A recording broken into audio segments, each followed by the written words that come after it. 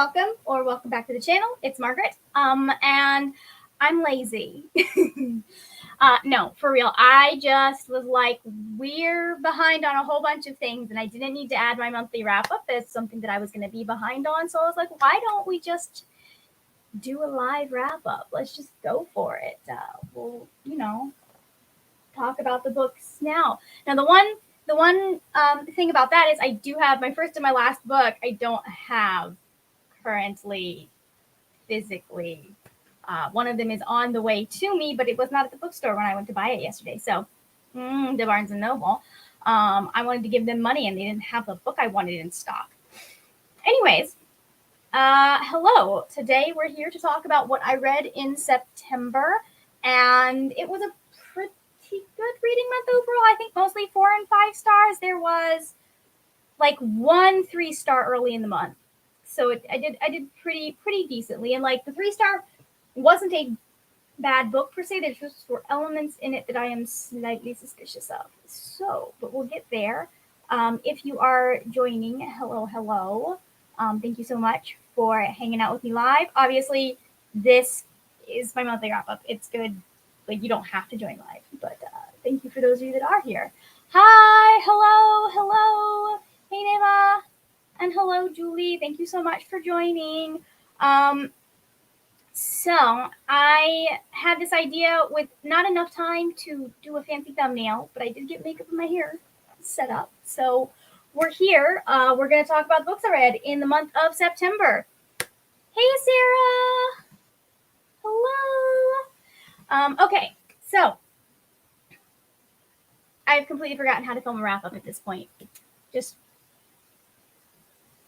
how do we do this? Okay, so let's go ahead. I did do banners since I don't have the ability to put them on the screen for y'all. So I did do banners for each of them. Also, that's going to help me keep track what books I am talking about. And real quick, before I go further, you know what I should do? I should pull up my Goodreads so that I know what my ratings for these were. That would be helpful. So give me just a second to do that, and then we will jump into it. Oh, how are we doing today, by the way? Have we finished any books today? Because I just finished what may end up being the best book of the year for me. I didn't. Have you ever read a book that was like so specifically targeted at you as a person and had like all of your favorite things in it? I don't know how this happened. Anyways, okay, we've got Goodreads pulled up. The book was Little Thieves by Margaret Owen, by the way, if you aren't on Twitter. Okay, I've got Goodreads pulled up. So let us get into this. Neva is taking a break from reading today because I have read 8 books in 8 days. That is impressive. Very impressive. All right, so feel free to chime in with your thoughts if you've read any of these books. And if you have specific questions, I can give you, I can see if I remember enough to answer those questions. But we're going to start out with The Poppy War by R.F. Kuang. I ended up giving this 5 stars. It was like, it's a beast of a book. It is a brilliant feat of writing. I don't even know how anyone can write books that good. I'm very excited about everything else that's going to happen in the series, even though I know I'm going to be super mad at the end. Currently, I'm still excited about it. But The Poppy War is about our main character. Her name is Wynne, and in order to escape a less than stellar marriage, she actually ends up studying really hard and passing this test that gets her into the top military academy in her country. And there she starts to learn kind of military strategy and other things. And she starts to discover that the world is kind of not as she expected, but she doesn't get too terribly far with that. Or I can't remember. She gets pretty far with that, I think. But there's some other stuff that comes in because her country is also at war with this other country called Mugen, and Mugen invades before she is able to finish her schooling, and so she and all of the other military cadets end up getting called out to the battlefield, and end up being placed in the middle of this very brutal war that's been this is the third Poppy War, and the last two were super super brutal. So this is a book for people who really like angry girls. This is a book for people who like really, really like. I would say if you don't like Lila Bard, I wouldn't read this series because Wynne is very gray. She is very much, I am going to do what I need to survive. I'm going to do what I need to succeed. And if you get in the way of that, that is your problem. And it's very like the way that R.F. Kuang sets that up, it is very, very understandable, like the choices that she makes and why she makes those choices. Because at the core of it, like she does still have a part of her that is very much like she has people she cares about, and she does like have an idea of right and wrong, but the idea of right and wrong can get it can move for her depending on what's going on. And a lot of that is just shaped by the things that she had to do and the things that she witnessed as a kid growing up. She is a war orphan from the Second Poppy War. And so like she ended up being taken in by a couple that were opium sellers. So there's a lot about that. There is a lot of stuff about just how much opium was used to control and wreck China and some of the surrounding countries. If you know any of the history of the, oh my God, what is the name? The East India Trading Company. Any of that history, a lot of what you're reading in here is going to be familiar.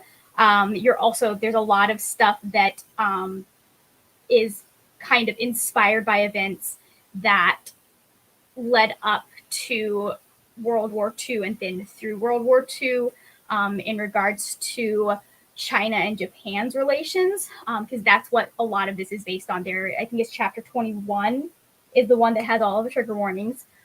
Just know there's a lot of there is a lot of just really. I'm reading the book that she used as research for that chapter, so I don't think it hit me quite as hard because I literally just read a story about a woman who got shot and had to leave her infant behind because she had 4 other children and she couldn't physically, because she was so weak, could not physically carry the baby, and had to like do that. And so I'd gotten like the full eyes, like no holds barred description of the things that happened in Nanking. And I was reading that concurrently with the Poppy Wars. So like it was one of those things that I got to chapter 21 and was like, oh, that is it. Because I think she does a really good job of giving you an idea of the of the just like, trying to think how to word this, like the utter lack of seeing the people in Nanking as people, of seeing the Chinese as people. She really captures how that affected how they were treated and the torture and the violence, the mutilation that they were put through. And she doesn't go, there's only one instance where she goes into really graphic detail, and it is based on something that, it's not exactly the same story, but it's based on something that did happen when they were rounding up people and killing them. But there is a story with a pregnant woman that's just, yeah. Anyways, so just know that chapter has like a whole bunch of trigger warnings for violence, for body horror, for sexual assault of all kinds. Yeah, that's a very hard and very tricky chapter, and I think she did it really, really well. Just the way that she was able to balance things, giving you an idea of the horror without fully giving you all of the details. Because Iris Chang in the Rape of Nanking, she goes into the details, and it's amazing, just horrific. Like, That one you do have to put down. But I loved Wynne. I think there's a romance that's going to be happening. And when I realized that it was possibly going to be happening, there's no romance in this book, which I was expecting because I knew it didn't kick in until the second book. But when I realized what this romance was, I was like, really? Him? What? I'm here for it though. I am here for it. I'm not mad about it. Dude has some apologizing to do, but I'm not entirely mad about it. There is a lot of just emotional and mental abuse that Wynne goes through during her years in school. Know that she does. There is kind of a bully that just is awful to her. And there is some other stuff in there that just really talks about the things women do when their options are limited. There are a lot of choices that Wynne makes that if there had been other options, maybe she wouldn't have made that same choice. But a lot of her motivation is she does not want to go back home because if she fails out of the school, she has to go back home and actually marry this person she does not want to marry. So it was so good, so well written. I started it, and you think at the beginning, because it's very, very slow to start, you think at the beginning you're going to be okay, you're going to be able to pace yourself, and then you get to the end and you finish it all in one day. Is what I'm pretty sure happened. I could look up my thing, but there is a point of no return where you're like, I have to absolutely know how all of this ends. I thought there was going to be more about the war itself. The war is only, I'd say, the last third of the book. And there are repercussions for the war that are going to lead into the second and third book, like repercussions of things that Wynne does in this book. A lot of it is about just, yes. And where was I going? I'm sorry. There is quite a bit, I think, about, or what seemed to me a bit about generational trauma, because they talk about a lot of talk about the way that these two poppy wars have really shaped whatever the name of Wynne's country is. Why can I remember the other? I can't remember Wynne's, and I don't have the poppy war handy to reference. But her country, it talks about how it shaped society, how it changed things, and how it changed how people react. There's one specific character that his entire people were wiped out in this war, and he is, to his knowledge, the last of them. Whether or not we will find more later, I don't know. But that one was. Sorry, I can't tell you where my brain is going because it's gonna get into spoilers, but I'm in my feelings right now. Anyways, so that was the first book that I read in the month of September. I'm going to try and not be super long about any of these. The second book that I read in the month of September is a reread. That is Shah and the End of Time by Roshani Chokshi. This is the first book in the Pandava Quintet, because there's 5 books. And it is, in fact, Shah and the End of Time. It's not Shah and something, the Pandavas, then the End of Time. It's Shah and the End of Time. It is not. This is, in fact, Chokshi said, we're not going to have another Percy Jackson and the Olympian situation where people can't say the title right. I'm gonna let me have that one thing and be petty about it. So anyways, Shah and the End of Time. I'm probably not going to hold this up the entire time because, again, you have the thing right there. But this is about Aru. She is a 12-year-old girl living in Atlanta, Georgia, and her mother runs a museum about Hindu history. And, well, Aru thinks it's Hindu history and Indian history. And it turns out it is also mythology because in trying to impress some friends at school, friends is used loosely here. She, yes, Shah is a very, very But yes, she spends the entire book in her Spider-Man PJs. I was so embarrassed for. I was like, oh, if that had happened to me at 12, I would have. If that had happened to me at like 16, I would have died. I didn't have Spider-Man pajamas, but I still would have died. Anyways, so she's trying to impress these kids at school, and she lights this lamp that is said to have a curse on it.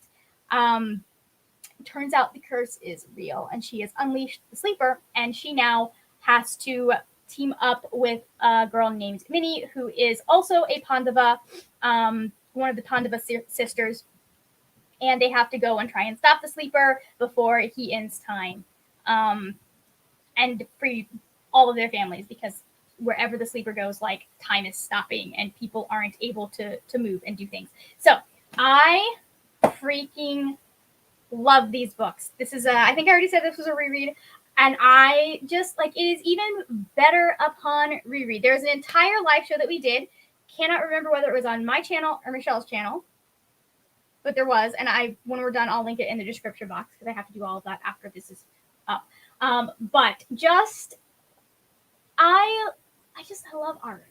And I know there are going to be people, I said this the first time I read it, I'm going to say it again the second time. There are going to be people that are like, oh, this is unrealistic. She's so immature. And I'm like, she's 12.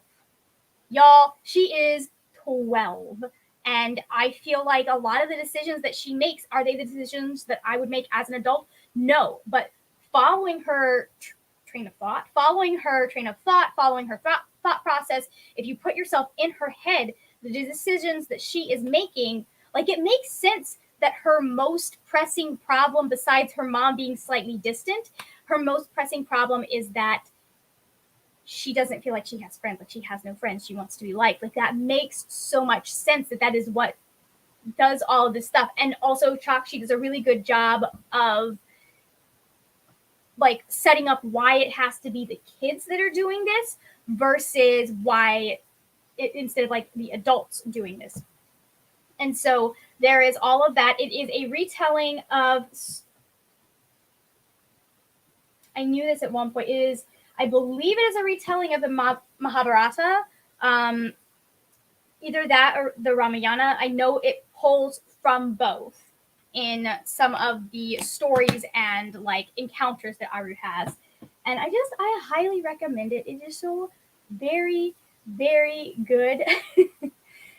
I mean, so do the Percy Jackson books. They get kind of dark as it goes on. Sarah says, I like the self-awareness that the books have. They are, okay, Sarah says it's the Ramayana. Perfect. I know that it pulls from both, but I haven't read either of those in a very, like, I've only read bits of them for some humanities classes, and that was 19 years ago. Excuse me while I go contemplate my mortality. Maybe 18. Doesn't make it any better. But just, like, the relationship between Aru and Minnie and all of the things that, like, they have to go through and the things that they're navigating in this, I just love how that is tackled. I also love that, unlike with the Percy Jackson series, where Percy has zero idea of what the heck is going on and has to, like, lean on Annabeth for all of the knowledge, Aru actually knows the myths. She knows the stories. And so she like, some of the stuff she does have to be told by kind of their guide, but she knows to some extent, like, she figures out what is going on, and, like, there's stories that she knows. She doesn't, like, she's the one bringing that information, and I really liked it. The one thing I did notice that was kind of weird to me, I gave this 5 stars, by the way, because obviously, the one thing that I did notice that was really interesting to me was that there are a lot of instances where Aru doesn't actually do anything. And it was very interesting to see how, like it feels a little bit more balanced towards the end, but at the beginning, there's a lot of Aru, like, it's almost like Thor versus Loki in Aru and Minnie, where Aru kind of is the one that's more, like, getting them out of scrapes with her words and, like, manipulating the situation and that kind of thing. And then Minnie is the one who is, like, the action-oriented one. But there were a lot of places where I was like, Minnie is doing a lot of the work, and we're not seeing our main character doing it. And I am curious as to why that decision was made. But I didn't really care at the end of the day because it was a good book, and I enjoy it, and I love them. I love them so much. Just, they are fantastic. the next book we have to talk about is Wildwood by Colin Meloy. It's really funny. I was reading some reviews for this, and like I could not find any reviews that addressed the concerns that I had, but there were a lot of reviews calling this pretentious and hipster, and I was just like, I mean, I can see it, I guess, but I didn't think it was a problem. Like the child. So this is about Prue. I should probably tell you what this is about. This is about Prue. I ended up giving it 3 stars. She is out and about with her little brother one day, and child safety is not really taken into consideration for a lot of them. She's out and about with her brother one day. She's like 10, 12, something like that. And she's watching her brother. They are at the park, and some crows swoop in and scoop him up and take him into this place called what they call the impassable wilderness. The people who live there call it Wildwood. And so Prue ends up, along with her friend Curtis, Prue, along with her friend Curtis, end up going into the Wildwood to see if they can get her brother back. And it ends up kind of like, this is almost like a more modern version of Narnia. It's very, I was talking about it like I would say it's the Labyrinth meets Narnia, like the David Bowie Labyrinth meets Narnia. I couldn't remember his name in the vlog. David Bowie. Anyways, I really liked Prue as a main character, and I really liked like the storyline in and of itself. I thought was really, really interesting. And oh, I have notes here. What do the notes say? Anything interesting? Oh yeah, it just says exactly what I am about to tell you. So it's very fast paced. It drops you right into the action. We have a few minutes with her parents, like kind of setting up what her family relationship is like. And then her brother is a year old. He is a very late addition to the family that her parents did not think was going to come. And I just thought Prue was a very interesting, and like she's one of those main characters that she is very, very, like she's a very precocious main character, and she's very specific.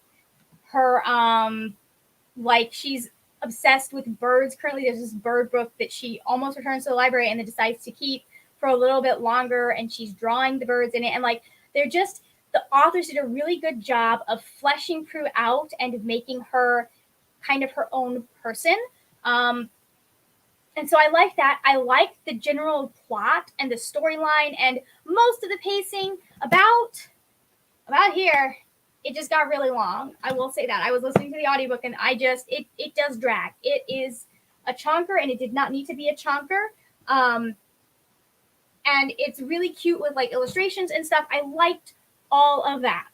One thing is specific. Her parents have a reaction to something, and I'm like, this does not seem like a realistic reaction for any parent that loves their child.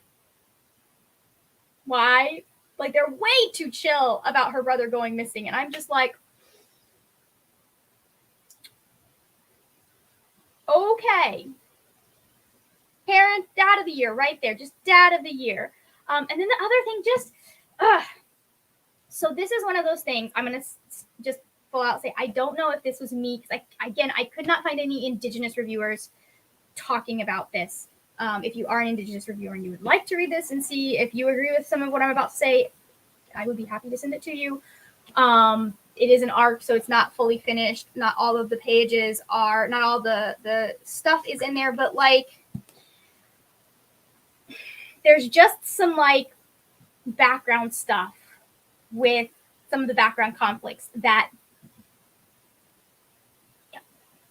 I'm trying to figure out how to best give you the gist of this without spoiling any parts of the plot. But there is a specific, so there's like a couple of specific points and characters that I'm not sure about. And I'm not sure if it was just the authors being dumb white people, or if there is some more like intentional or unintentional bias going on there. But we have one character that like she ends up being exiled, and so she takes the coyotes and she civilizes them by providing uniforms and turning them into a militia and all of that. And then there's her main conflict is with what do they call them? What do they call them? The bandits. I think she calls them. I think they're called the bandits. But this conflict with the bandits, and there's just a lot of appropriation of like. I mean, hold on. Let me see if I can find a specific thing that made me think that maybe somebody is just not really thinking about what they were doing, because there were some really interesting commentaries in here about power and people thinking that they know best for people. Like, there were really interesting discussions, and at the same time, I didn't think they were handled very well. But like, look at this. She's got, hold on. This is the Dowager Governess. She is continually described as wearing a buckskin dress and having feathers in her hair. She's also, as far as I can tell from the picture, is a white woman.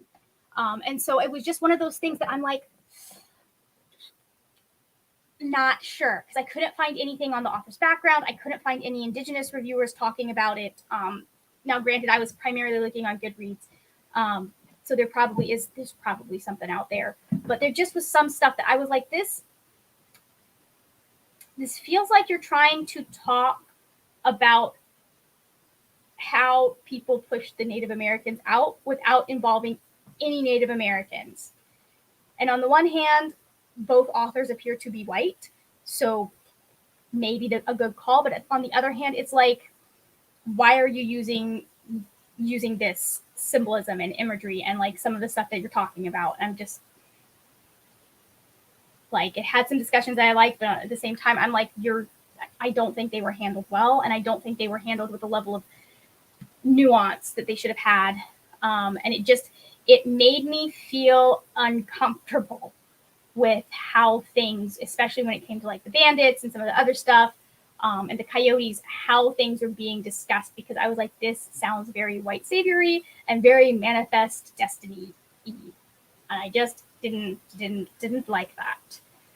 So I don't know that I recommend that book at all in any way, shape, or form. Like, yeah.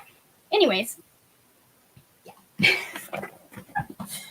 There are several live shows where I'm sitting there talking like, I don't know how I feel about this. And I truly like, I don't like it. I don't like it. It made me feel like the authors were trying to do something, but they were doing less than the bare minimum. Or the author, it's a husband and wife team. The wife does the illustrations. But they were trying to like, they didn't handle it at all very well. The next book was much better. This was the month of middle grade. I'm actually very impressed in myself by how much middle grade I read. I just realized. The next book that I just am about to drop on the floor that I read was Shah and the Song of Death. This is the second book in the Shah series, obviously, or the Pandava series. We have a couple of new characters that we get to meet. No, excuse me. We meet another one of the Pandavas, and then we meet someone who is not a Pandava, but is still part of like the what.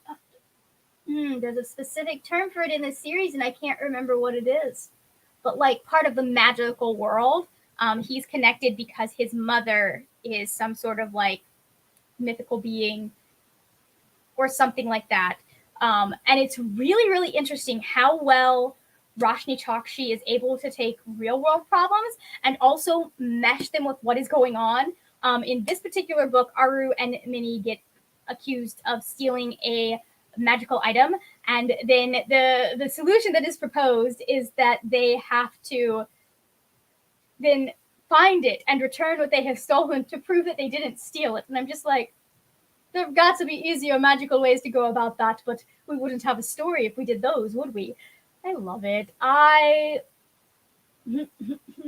am having so much fun with this series. I just like, this was even better than the first one. There is a hilarious callback to Moana in this, like Moana Easter egg. This is not a spoiler at all, but they run across a giant crab. And Aru asks if he can sing. And he's like, why does everyone always ask if can sing? I love it. It's so good. I loved it. The relationship between Aru and Minnie is really, really strong, like even stronger in this one than in the first one. And I love the fact that doesn't really get shaken up, like the uncertainty, that kind of thing, that comes from other people being thrown in and how they feel they relate to these other people versus the two of them having any issues amongst each other. More authors need to do that with their characters.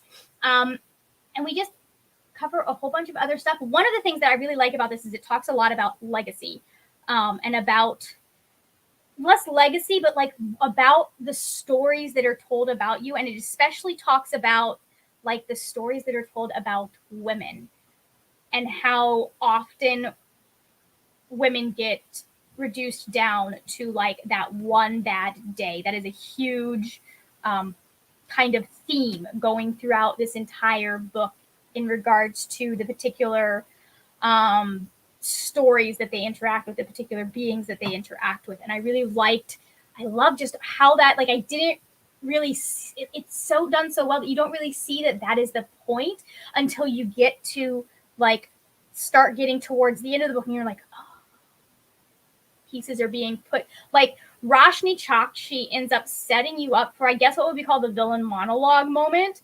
She ends up setting you up throughout so many different interactions for that final moment where you kind of realize that like so many of these stories are about people on their like worst day. And I really appreciated that. I really liked that. Is there anything else I had to say about this? I hope I have more to say about it because we do have a live show that we got to do. Someone cut out the end papers on this. I don't know why they would have done that. That was very rude. They kept it on this one. Oh, they were probably trying to get rid of this because I got this at a used bookstore. But apparently this was at a free little free library. It says always a gift, never for sale. Honey, if you're going to put that in your little free library and you're going to put it in my hands, I'm going to do with it what I want to do with it. I mean, I'm keeping this one. I am keeping. Number one, I paid money for it. Number two, I'm really enjoying the series. This is one that I would have fun sharing with my kids. But is there anything else that's important in this one? No, I just like that we have like this book that's about a confident but also insecure girl. And I appreciate that she is able to be both competent at some things and also insecure and also kind of out of her depth on occasion, but also very smart. And I really appreciate that she's allowed to be all of those things over the course of the series. I like to, the way I put this is like our Shah series is if Annabeth had been the main character of the Percy Jackson series. So like that's kind of the vibe I get is Roshani Chokshi was like, no, Annabeth really should have been the main character. So I'm going to write this story. Great. I'm probably way reading into that just because I love Annabeth. All right. So that was the first book that I finished for Vaultathon. The next two books are also books I read for Vaultathon. I read 3 books that week. I'm impressed with myself. The next one we've got is Raybearer by Jordan Ifueko. This is about, oh my God, I am Tarisai. Okay. I cannot remember character names for the life of me. Okay, so this is about Tarisai and what's his name? Hold on.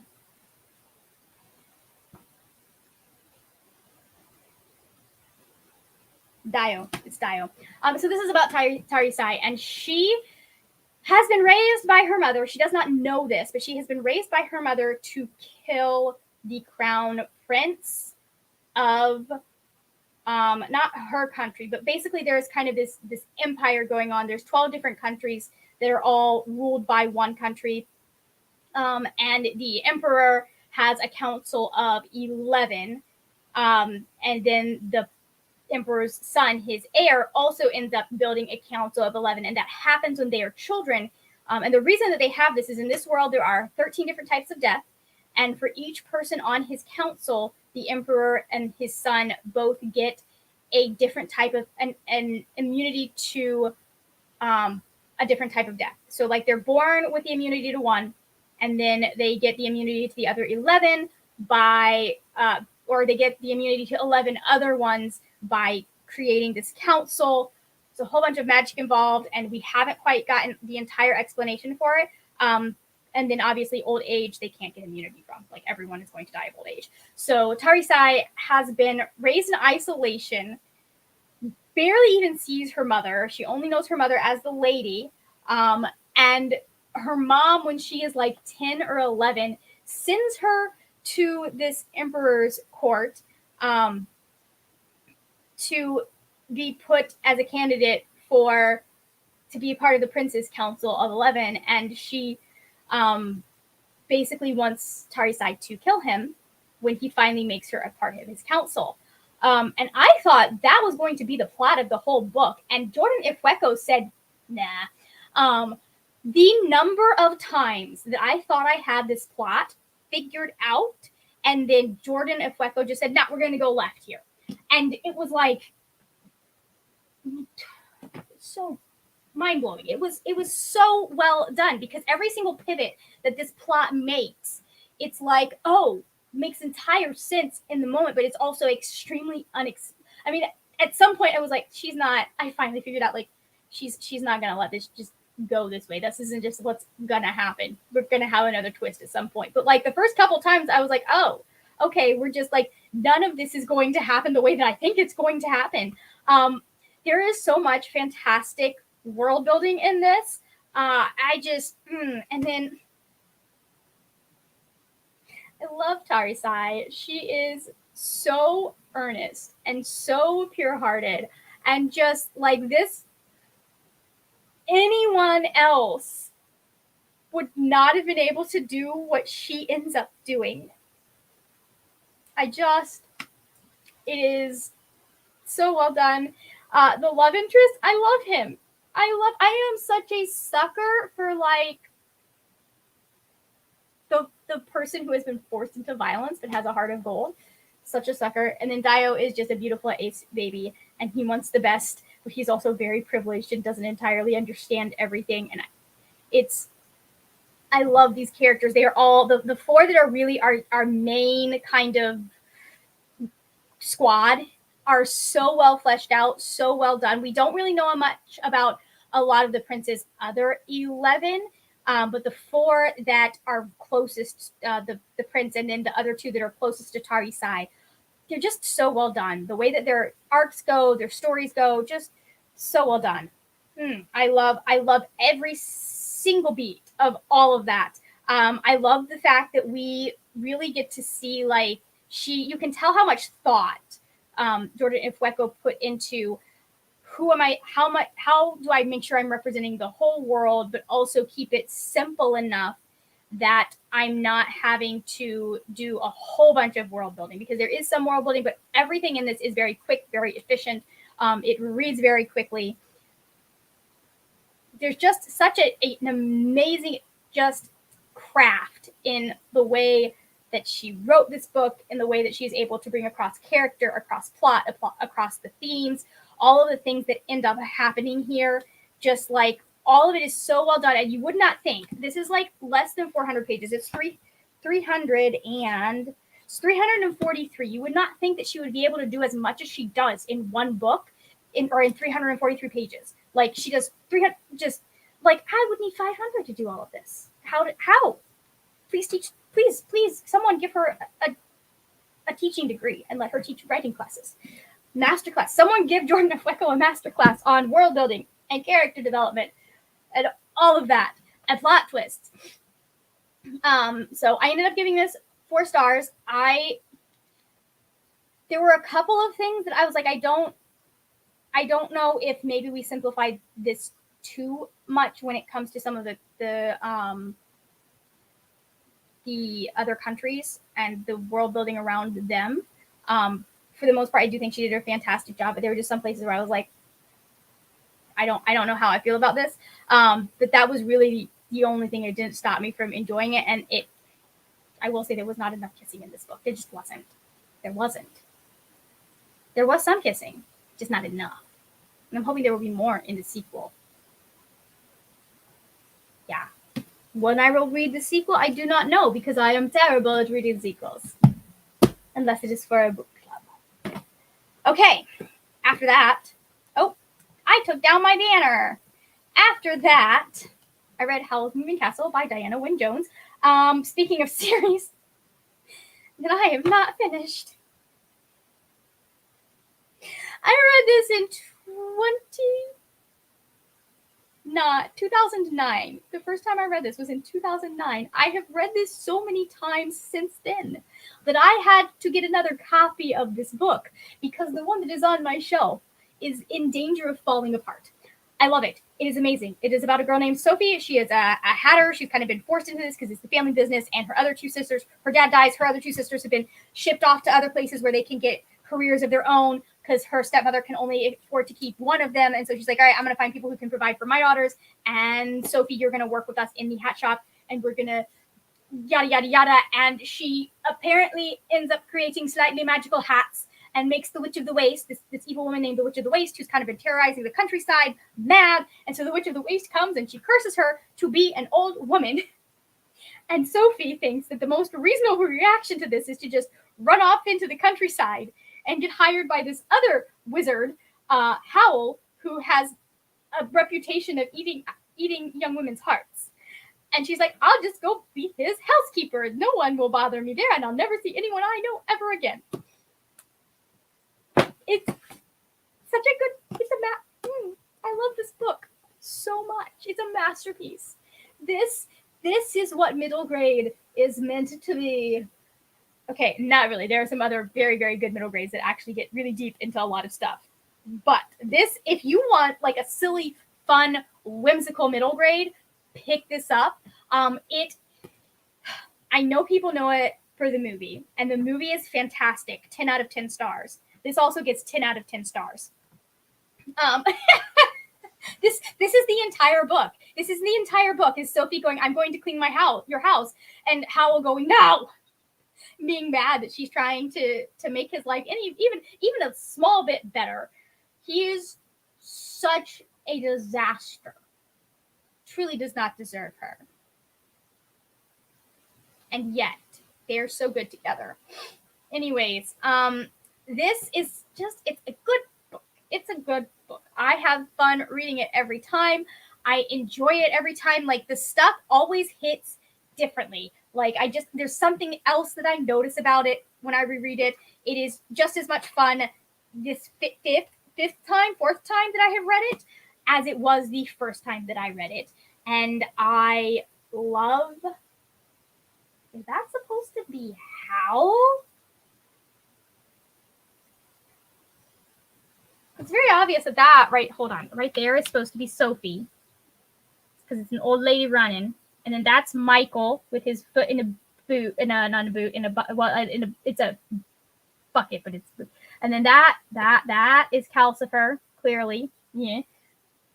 Is that supposed to be Howl? That? No. That's even worse than the illustrations inside the book. I'll show you. I do not agree with this.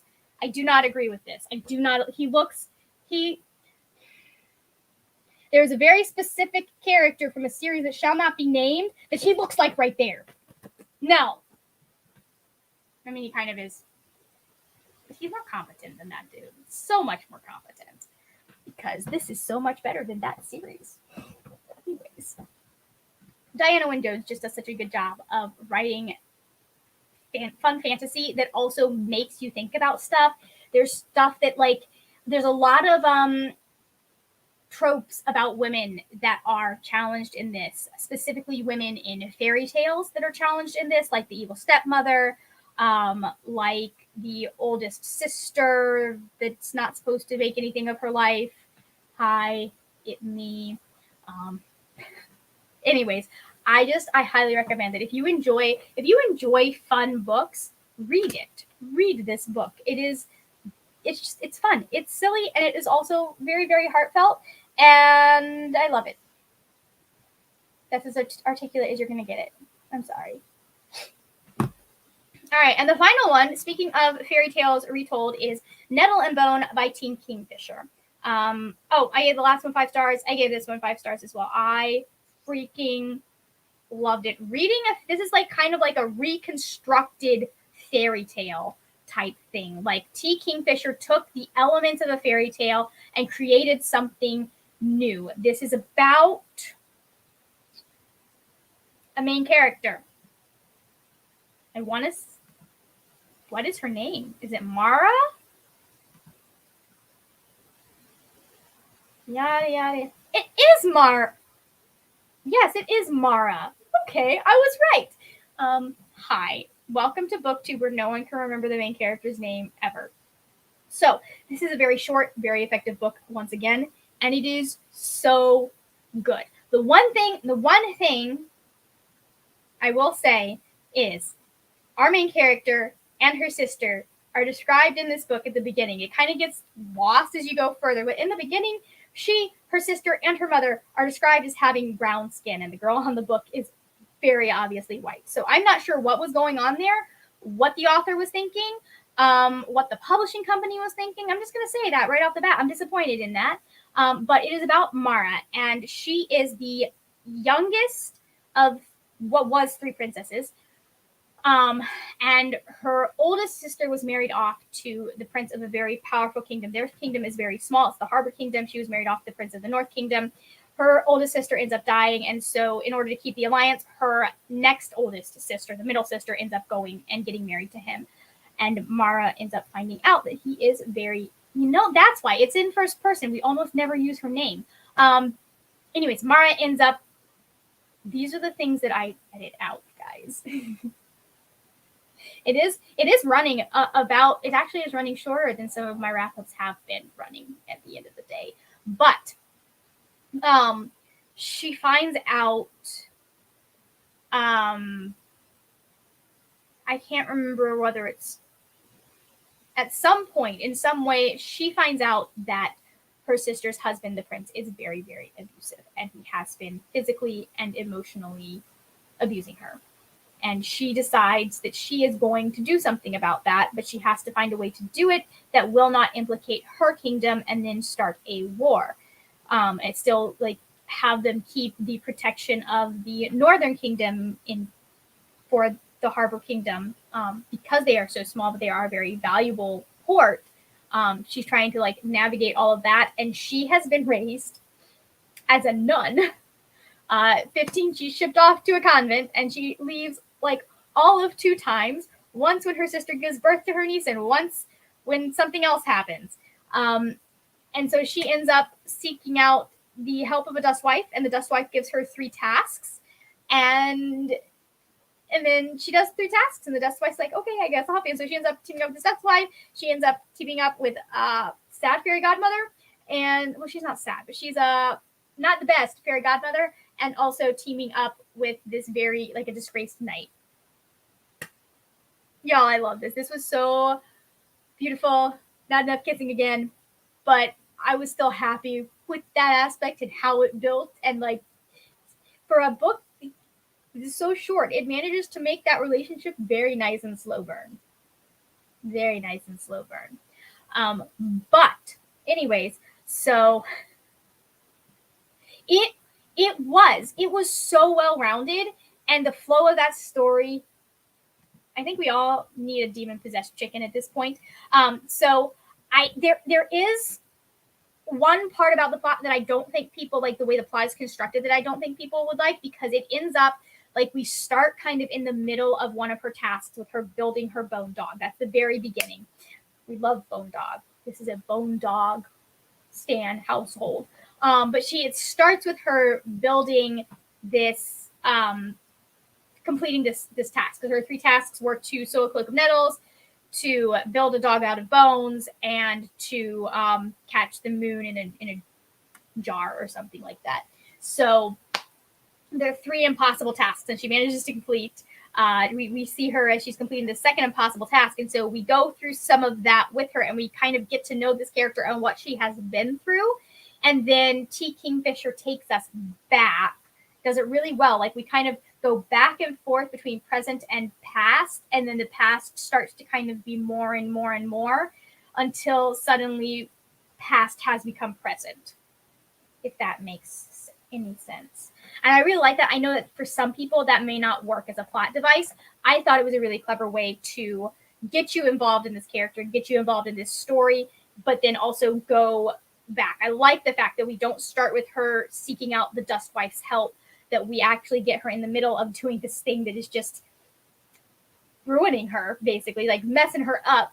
This woman, she's 30. It's amazing reading a book about someone who's your age. Is going to be traumatized by the end.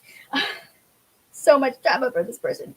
Anyways, I really liked it. It really takes and it looks at some of the things that happen in fairy tales and how they make them work, and like it looks at like kind of examines immortality to some extent through some characters, and there's just all of this interesting stuff that is in this book.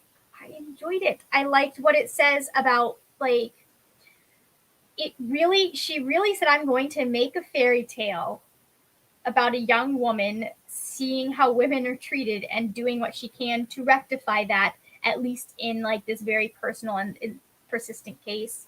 There's a lot of introspection about women's roles in fairy tales and all of that, which I enjoyed. There's a lot of introspection about how or a lot of like clever things that she does with fairy tales and how it's almost like she's built. I don't know if this is based on any specific fairy tale. It's almost like she's built her own fairy tale with this, which I really appreciated. I really like. There's a lot of callbacks to like traditional fairy tales, and yet it's kind of its own thing. I liked that. I liked Mara as a character and kind of the way that she ends up discovering that there is more to her than she thought. Like her opinion of herself at the beginning when she kind of starts on this adventure is very different from her opinion of herself at the end. And she's still very realistic about like who she is and what her limitations are and what she's good at by the end, but there definitely is more confidence there. I liked seeing that kind of growth that she has. And it also really talks about like the positions that people in power will put people in. Just trying to do the right thing. So anyways, those are the books that I read in the month of September. Highly recommend most of them. And what emoji should we do? I'm going to give you guys a minute to figure that one out. I'm going to say favorite and least favorite. Least favorite, obviously, is Wildwood by Colin Meloy. I just was like, there was stuff I was like, I don't know if you're doing this on purpose because you're not doing it well, but I don't really like how it's coming across. And I don't really like it's just one of those things. I'm like, the language and stuff that you're using here, no thank you. Favorite book. Mops the Poppy War. Or Nettle and Bone. This is very hard because the Poppy War was so good. And I spent a good 45 minutes trying to put my life back together because I didn't know what to do with myself after finishing it. But Nettle and Bone is like exactly what I like in a book, except maybe with less kissing. But he still had more kissing than the Poppy War. This is hard. I think I'm going to go with the Poppy War though, because that like is so well written. Like not that Nettle and Bone isn't, but like the sheer scope of what Rebecca has, or what R.F. Kuang has taken on is just impressive. Anyways.